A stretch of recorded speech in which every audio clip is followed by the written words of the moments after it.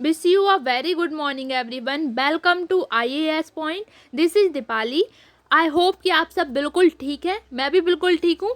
तो जैसे कि आप सबको पता है कि हमारा चैप्टर 2 चल रहा है, जो बहुत दिन से चल रहा है और पता नहीं आगे कितने दिन तक चलने वाला है. अब इसका कारण क्या है, इतना लंबा क्यों चल रहा है ये चैप्टर? क्योंकि ये चैप्टर ना बहुत लंबा है और इसमें ना बहुत सारी मेथड भी बताए गए हैं. तो चलिए आज हम क्या करते हैं, आज हम ये डिसाइड करते हैं कि हम इस चैप्टर में इम्पॉर्टेंट चीज़ों को पढ़ेंगे और जो चीज़ें काम के लिए नहीं है, यानी कि जिनमें हमारा कंटेंट नहीं है, हम इस चैप्टर की उन चीज़ों को छोड़ देंगे क्योंकि वो इतना ज़्यादा इम्पॉर्टेंट नहीं है.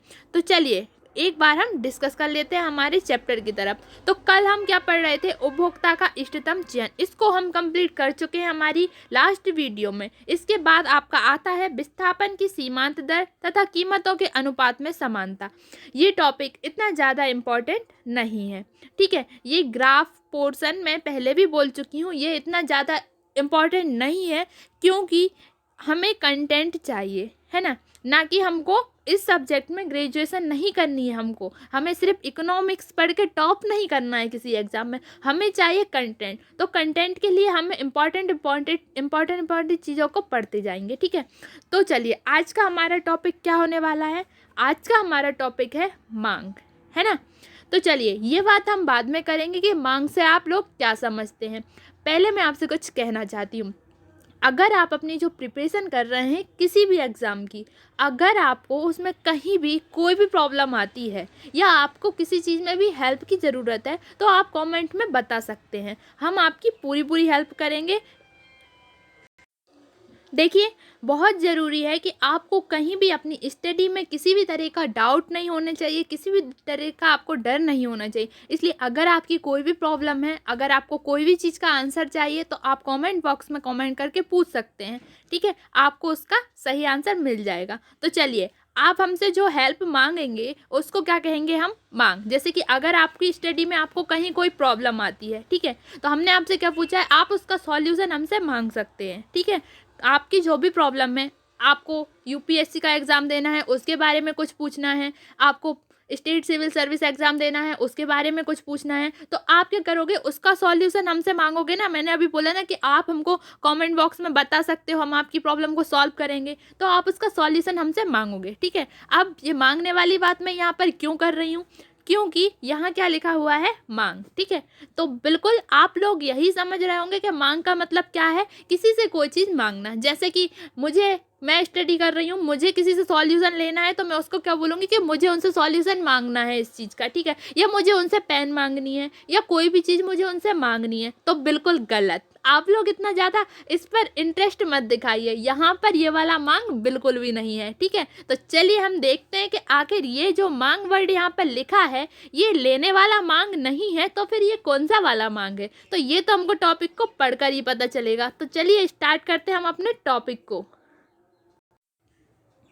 पूर्व खंड में हमने उपभोक्ता की चयन समस्या को पढ़ा तथा वस्तुओं की कीमतें, उपभोक्ता की आय और उसके अधिमानों की दी हुई स्थिति में उपभोक्ता के इष्टतम बंडल की व्युत्पत्ति की. हमने देखा कि वस्तु की मात्रा जिसका चयन उपभोक्ता इष्टतम रूप में करता है, वस्तु की अपनी कीमत, अन्य वस्तुओं की कीमतों, उपभोक्ता की आय, उसकी रुचि तथा अधिमानों पर निर्भर करता है. देखिए यहाँ पर क्या दिया हुआ है कि हम पहले क्या पढ़ चुके हैं, हम पहले पढ़ चुके हैं कि वस्तु की कीमत, उपभोक्ता की आय, उसके अधिमानों की दी हुई स्थिति, ठीक है, उपभोक्ता के इष्टतम बंडल की व्युत्पत्ति. और हम ये सब चीज़ कब पढ़ चुके हैं, इस टॉपिक को पढ़ने से पहले हम ये चीज़ पढ़ चुके हैं, ठीक है. जिसने नहीं पढ़ा है, जिसने नहीं समझा है तो वो प्रीवियस वीडियो में जाकर देख सकता है. तो चलिए आगे क्या दिया हुआ है हमें, हम ये सब पढ़ चुके, ठीक है. उसके बाद वस्तु की मात्रा जिसका चयन उपभोक्ता इष्टतम रूप में करता है. अब कोई भी ऐसी वस्तु जिसकी जिसकी मतलब कि क्या करता है,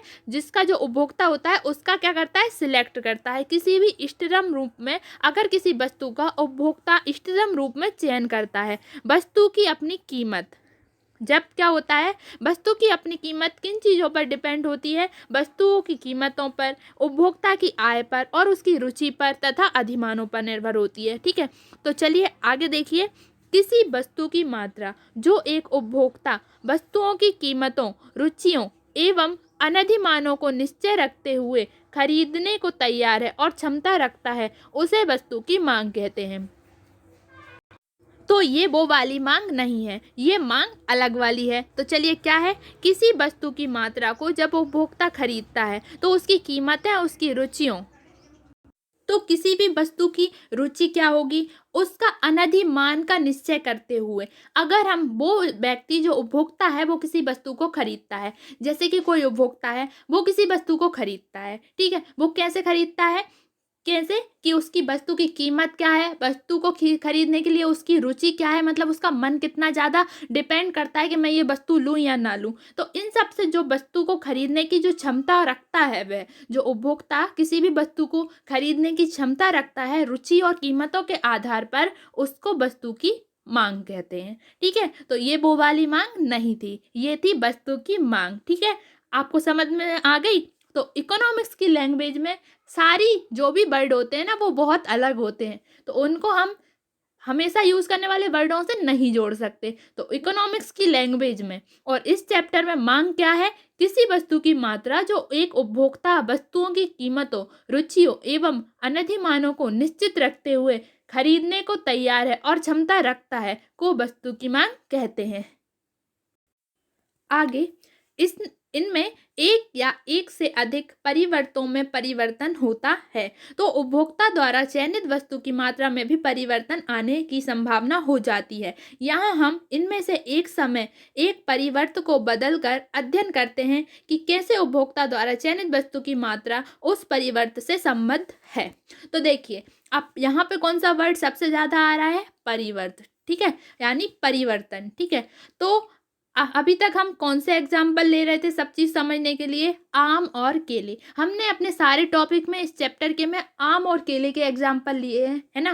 तो एक ही एक एग्जाम्पल से आप लोग भी बोर हो गए होंगे, तो इसको समझने के लिए हम एक दूसरा एग्जाम्पल लेते हैं। जैसे कि देखिए, एक व्यक्ति है वो गेहूँ लेता है, ठीक है, ये लेता है वो 20 रुपये के, ठीक है, और वो दूसरा व्यक्ति है वो क्या लेता है, 30 रुपये की आटे की पैकेट लेता है। ठीक है, तो यहाँ एक व्यक्ति 20 रुपए के गेहूं ले रहा है और 1 रुपये में उनको पिसवा रहा है। ठीक है, और दूसरा व्यक्ति क्या कर रहा है, 30 रुपए की आटे की पैकेट ले रहा है। लेकिन फिर भी क्या हो रहा है, जो व्यक्ति गेहूं ले रहा है वो 20 प्लस जो पिसवा रहा है 1 रुपये में 21, यानी कि 21 रुपये में वो आटा तैयार करवा रहा है, और वहीं दूसरा व्यक्ति 30 रुपये में क्या कर रहा है, आटे की पैकेट ले रहा है। तो ये जो पहला व्यक्ति है वो 9 रुपये बचा पा रहा है ना। तो इसे कहते हैं परिवर्तन, यानी कि वो क्या कर रहा है, वो आटे की पैकेट ना लेकर गेहूं ले रहा है और उनको पिसवा रहा है। ठीक है, इनमें से एक या एक से अधिक परिवर्तनों में परिवर्तन होता है, जो उपभोक्ता द्वारा चयनित वस्तु की मात्रा में भी परिवर्तन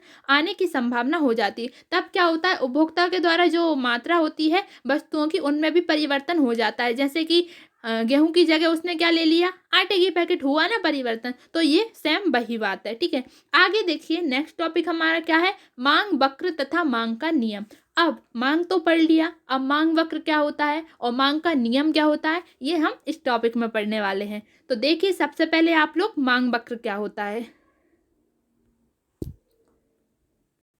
तो देखिए, यहाँ पर लिखा हुआ है मांग वक्र, किसी उपभोक्ता द्वारा चुनी गई वस्तु की मात्रा और उस वस्तु की कीमत के बीच के संबंध को मांग वक्र कहते हैं। इस पॉइंट को आप लोग नोट कर लीजिए। मांग वक्र किसे कहते हैं, किसी वस्तु द्वारा चुनी गई वस्तु की मात्रा और उसकी वस्तु की कीमत के बीच जो संबंध होता है उसको मांग वक्र कहते हैं। ये पॉइंट इंपॉर्टेंट है, नोट द पॉइंट। ठीक है, स्वतंत्र परिवर्त कीमत की माप ऊर्ध्व स्तर अक्ष पर की जाती है तथा परतंत्र परिवर्त की मांग समस्तर अक्ष पर की जाती है। मांग वक्र प्रत्येक कीमत पर उपभोक्ता द्वारा मांग की गई वस्तु की मात्रा को दर्शाता है। तो ये आप नोट कर लीजिए, ये वाला पॉइंट। ठीक है, तो यहाँ से स्टार्ट करते हैं। अब हम देखिए मांग वक्र कैसे बनता है, एक बार हम इसको और समझ लेते हैं। यहाँ होगी वस्तु की कीमत, यहाँ होगी वस्तु की मात्रा, इस तरह से मांग वक्र बनाएंगे, तब इसका फॉर्मूला हो जाएगा x बराबर एफ पी। ठीक है, अभी इसके बारे में हम नीचे बात करने वाले हैं। यदि किसी वस्तुओं की कीमत यदि दूसरी वस्तुओं की कीमत उपभोक्ता की आय तथा उसकी अभिरुचि और अधिमान अपरिवर्तित रहते हैं, तो किसी वस्तु की मात्रा जिसका उपभोक्ता इष्टतम रूप से चयन करता है पूरी तरह से उसकी कीमत पर निर्भर हो जाती है। किसी वस्तु की मात्रा के लिए उपभोक्ता का इष्टतम चयन तथा उसकी कीमत में संबंध अत्यंत महत्वपूर्ण है तथा यह मांग फलन कहलाता है। देखिए, अब मांग फलन क्या कहलाता है, तो आप इसको भी नोट कर लीजिए उसी के नीचे। किसी वस्तु की मात्रा के लिए उपभोक्ता का इष्टतम चयन, किसी भी वस्तु की मात्रा के लिए उपभोक्ता जो इष्टतम चयन करता है वो इष्टतम चयन और उसकी कीमत के संबंध में अत्यंत महत्वपूर्ण है तथा यह संबंध मांग फलन कहलाता है। और उसकी कीमत, इनमें जो संबंध है वो बहुत इंपॉर्टेंट है और ये क्या कहलाता है, संबंध मांग फलन कहलाता है। तो आप इस पॉइंट को भी नोट कर लीजिए। इस प्रकार किसी वस्तु के लिए उपभोक्ता का मांग फलन वस्तु की वह मात्रा दर्शाता है जब अन्य वस्तुओं के पूर्ववत रहने पर उपभोक्ता कीमत के विभिन्न स्तरों पर उसका चयन करता है। उपभोक्ता की मांग इसकी कीमत के एक फलन के रूप में इस प्रकार लिखी जा सकती है। कैसे लिखी जा सकती है, x बराबर एफ पी, ठीक है, जो कि हमने अभी वक्र में भी पढ़ा था। जहाँ x मात्रा को इंगित करता है, यहाँ x क्या दर्शाता है, वस्तु की मात्रा को, ठीक है, और p वस्तु की कीमत को दर्शाती है। x बराबर एफ पी, ठीक है, तो x दर्शाएगा किसे, मात्रा को, वस्तु की मात्रा को, और p दर्शाएगी वस्तु की कीमत को। तो ये है मांग वक्र का फॉर्मूला, ठीक है। आई होप कि आपको सब कुछ अच्छे से क्लियर हो रहा होगा और आगे भी हम इसी तरह क्लियर करते जाएंगे। अब दिया है हमें फलन। अब देखिए आप लोग, फलन किन्हीं दो परिवर्ती x और y के संबंध में विचार करें। अब हम ना किन्हीं दो परिवर्ती x और y के संबंध में विचार करते हैं तो क्या हो जाएगा हमारा, y बराबर एफ एक्स, ठीक है। तो यहाँ क्या होगा, यहाँ क्या होगा, दो परिवर्तों x और y के बीच इस प्रकार संबंध है कि x के प्रत्येक मूल के लिए परिवर्त y का एक अद्वितीय मूल है। दूसरे शब्दों में f(x) एक नियम है जो x के प्रत्येक मूल्य के लिए y का अद्वितीय मूल निर्धारित करता है, क्योंकि y का मूल्य x के मूल्य पर निर्भर करता है, अतः y को परतंत्र परिवर्त तथा x को स्वतंत्र परिवर्त कहा जाता है। देखिए अब यहाँ पे क्या दिया हुआ है, y बराबर एफ एक्स। देखिए हमारा पहला फॉर्मूला क्या था, हमारा पहला फॉर्मूला क्या था, x बराबर एफ पी, जहाँ पे x क्या थी, x थी मात्रा और p थी कीमत। सेम वहाँ हम यहाँ पे भी कर सकते हैं, y हो जाएगी हमारी कीमत से रिलेटेड और x हमारा हो जाएगा, सॉरी y हमारी हो जाएगी मात्रा से रिलेटेड और x हमारा हो जाएगा कीमत से रिलेटेड। तो यहाँ पे क्या है, y को परितंत्र परिवर्त तथा x को स्वतंत्र परिवर्त कहा गया है। उदाहरण इन्होंने एक एग्जाम्पल ले लिया है, हम इस एग्जाम्पल को सॉल्व कर लेते हैं। एक ऐसी स्थिति के संबंध में विचार करें जिसमें x के मूल्य क्या होंगे, 0 1 2 3 हो सकते हैं, और मान लें कि उसके अनुरूप y के मूल्य क्या हो जाएंगे, 10 15 18 और 20, ठीक है। यहाँ फलन y बराबर क्या होगा, एफ एक्स, ठीक है। जब हमारा फलन क्या होगा, y बराबर एफ एक्स होगा, y और x के बीच संबंध है जिसे इस प्रकार परिभाषित किया जाता है। अब देखिए क्या होगा, फॉर्मूला क्या है, y बराबर एफ एक्स, ठीक है, ये है आपका फॉर्मूला। अब x के बराबर इनने क्या लिखा, 0 1 2 3, ठीक है, और वहीं y का क्या ले लिया, 10 15 18 20, ठीक है। तो अब क्या होगा, यहाँ पर y बराबर एफ एक्स, तो x की जगह पे हम पहले क्या रखेंगे, 0, ठीक है, ये हो गया हमारा। फिर जब हम क्या करेंगे, एफ एक्स दोबारा लेंगे तो एक्स की जगह पे हम क्या रखेंगे, 1 रखेंगे, ऐसे हम रखते जाएंगे, ठीक है। तो एफ तो हमारा एफ रहेगा ही। देखिए फॉर्मूला हमें एक बार और अच्छे से समझिए, y बराबर एफ एक्स हमको दिया है फॉर्मूला, ठीक है, ये y बराबर एफ एक्स, ये हमको दिया फॉर्मूला, ठीक है। तो हम क्या करेंगे, हमको x बराबर क्या दिया है, 0 1 2 3, तो हम बारी बारी से इस फॉर्मूले में रखेंगे। तो y बराबर f वही है, अब हमको कुछ नहीं करना फॉर्मूले में चेंज, हमें क्या करना है, x की जगह पर इनका मान रखना, ये अलग अलग है, 0 1 2 3, तो हम x की जगह पर पहले क्या रखेंगे, 0, ये आ गया यहाँ पे, ठीक है, दिख रहा है ना आपको, दिया हुआ है इसमें। फिर हम सेकंड रखेंगे तो f की जगह पे हमको क्या रख देंगे, 1, ठीक है, ये हो गया। तो हम फिर x यहाँ पे क्या रख देंगे, x की जगह पे हम क्या रख देंगे, 2, ठीक है, फिर हम x की जगह पे क्या रख देंगे, 3। तो इतना तो आपको समझ में आ गया, ठीक है, कि हम x की जगह पे क्या रखेंगे। अब बात होती है y की जगह पे, y बराबर एफ एक्स, फॉर्मूला तो वही है, तो बाय की जगह पे हम क्या रख दें 15, ठीक है। तो ये हो गया जैसे ये बाय और ये एफ एक्स, ठीक है। आ रहा है ना समझ में आप लोगों को। एक मैं आपको अच्छे से बताती हूँ, आप सारे कर लोगे। जैसे बाय बराबर एफ एक्स, ठीक है। अब मैं क्या कर रही हूँ, एक्स के सामने इन्होंने क्या दिया है 0 1 2 3 और बाय के सामने इन्होंने क्या दिया है 10 15 18 और 20, ठीक है। तो मैं पहले यहाँ से ले लेती हूँ 0, सबसे पहले दिया है 0 मुझे, तो मैंने ये ले लिया 0, ठीक है। और यहाँ बाय की जगह पे इन्होंने क्या दिया था 10, तो मैंने ये ले लिया 10। तो ये देखिए पहला वाला ये है F0 बराबर 10, ठीक है। बन गया ना मेरा भी सेम इनके जैसा। ठीक इसी तरह ये तीनों आप बना के देखिए, ठीक है। जिसके भी ये बन जाएंगे वो मुझे कमेंट में करके बताएगा कि उससे बने या नहीं। अगर आपसे ये नहीं बनते हैं ना तो मैं आपको ये भी सॉल्व करके बताऊंगी। आप बस मुझे कमेंट में बता दीजिए कि मुझसे नहीं बने हैं, तो मैं आपको बताऊंगी सॉल्व करके, ठीक है। लेकिन आपको एक्स से 1 2 3 और बाय वाले के जो मैंने देखिए एक्स और बाय से मैंने 0 और 10 का बना के आपको ये वाला बता दिया है। आप 1 2 3 और 15 18 और 20 वाला आप मुझे बना के बताएंगे। ये आपका हो गया होमवर्क, ठीक है। अगर आपका होता है कंप्लीट तो आप मुझे ज़रूर बताइए, ठीक है। एग्जाम्पल दूसरा ले लेते हैं। आप एक दूसरी स्थिति के संबंध में विचार करें जिसमें एक्स के मूल क्या है 0 5 10 20 हो सकते हैं और 20 हो सकते हैं, यानी x बराबर क्या हो सकता है 0 5 10 और 20 ये हो सकते हैं। और मान लीजिए कि उसके अनुरूप बाय के मूल, और बाय के क्या हो सकते हैं 100 90 70 और 40। ये इतना तो पहले वाले की तरह ही दिया है। यहाँ फलन बाय बराबर एफ एक्स, यहाँ भी हमें जो फलन दिया हुआ है बाय बराबर एफ एक्स वही है। जो मैथ के स्टूडेंट है ना उनको बहुत अच्छे समझ आ रहा होगा इस टाइम पर। और बाय और एक्स के बीच संबंध है, इसे इस तरह परिभाषित किया जाता है, ठीक है। देखिए F0 बराबर 100, ठीक है। इनने इसको कैसे परिभाषित किया, पहला ले लिया हमने F0 इजिकल टू 100, ठीक है। अब देखिए आप ये भी पहले वाली की तरह ही सॉल्व हो रहा है। फिर से बता देती हूँ एक बार, बाय बराबर दिया है एफ एक्स, ठीक है। ये हो गया आपका फॉर्मूला।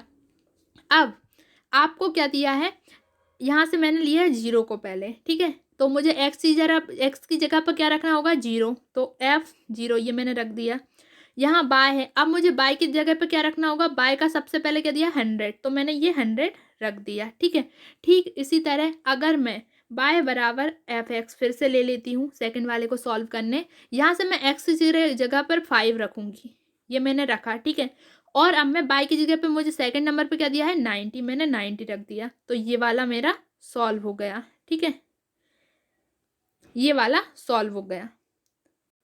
अब आपको बहुत अच्छे से समझ आ गया होगा, ठीक है। लेकिन यहाँ पे एक मिस्टेक भी है। क्या, अभी मैंने जो सॉल्व कराया वो पहले की तरह मैं सॉल्व करा रही थी, लेकिन ऐसा नहीं होगा, यहाँ पे थोड़ा अलग होगा। देखिए यहाँ पे कैसा होगा, बाय बराबर 5 प्लस एक्स रखना है हमको, ठीक है। हमको मतलब +5 करना है, जो दिया है उसमें हमको +5 करना है, ठीक है। ये थोड़ा अलग है। हमको क्या करना है आप देखिए इजी लैंग्वेज में समझिए। हमारा फॉर्मूला दिया है बाय बराबर एफ एक्स, ठीक है। ये दिया हुआ है बाय बराबर एफ एक्स, और एक्स के बराबर हमको दिया है क्या 5 10 20 और 0, ठीक है। तो हम सेकंड वाले को जब हम सॉल्व करेंगे तो हम बाय बराबर 5 प्लस एक्स रखेंगे। यहाँ हमारा 5 है तो हम इसमें +5 कर देंगे, यानी 5 + 5 कितना हो जाएगा 10, ठीक है। 10 हो जाएगा।